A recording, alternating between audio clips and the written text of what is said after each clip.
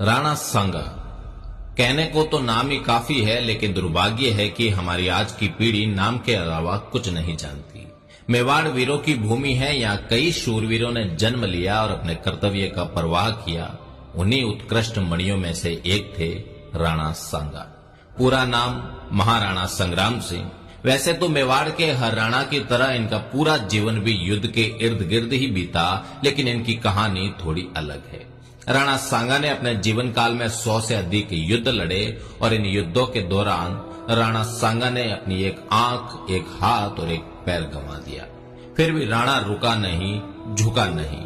कल्पना करिए, एक योद्धा जिसके शरीर पर 80 घाव है, एक हाथ नहीं, एक पैर नहीं, एक आंख नहीं, फिर भी वो रणभूमि में दुश्मनों को अपनी तलवार व भाले से मौत के घाट उतार रहा है, तो वो सिर्फ राणा सांगा है। खानवा के युद्ध के दौरान जब सभी राजपूत शासक राणा सांगा के साथ खड़े थे, बाबर मैदान छोड़कर भागने वाला था, उस वक्त शीला द्वितीय, जो सांगा का रिश्ते में उनका सगा बेनोई था, 30,000 घुड़सवारों के साथ एकदम युद्ध के बीचों बीच बाबर से मिल गया। भारत के भाग्य का फैसला हो गया। आने वाले 300 साल तक समरकंद से आए तैमूर वंशी तुर्क, जो मुगल कहलाए, हिंदुस्तान के भाग्य विधाता हो गए।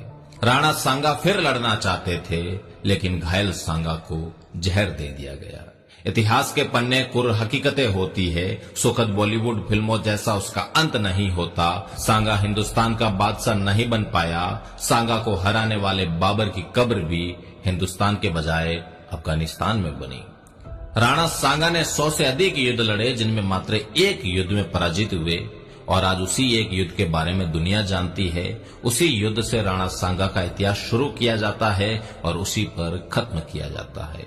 राणा सांगा द्वारा लड़े गए खंडार, अहमदनगर, बाड़ी, गागरोन, बयाना, ईडर, खातोली जैसे युद्धों की बात आती है तो शायद हम बता भी नहीं पाएंगे, और अगर बता भी पाए तो उतना नहीं जितना खानवा के बारे में बता सकते हैं।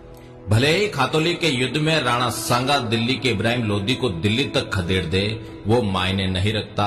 बयाना के युद्ध में बाबर को भागना पड़ा हो, वो भी मायने नहीं रखता। मायने रखता है कि बाबर से खानवा के युद्ध में राणा सांगा हार गया।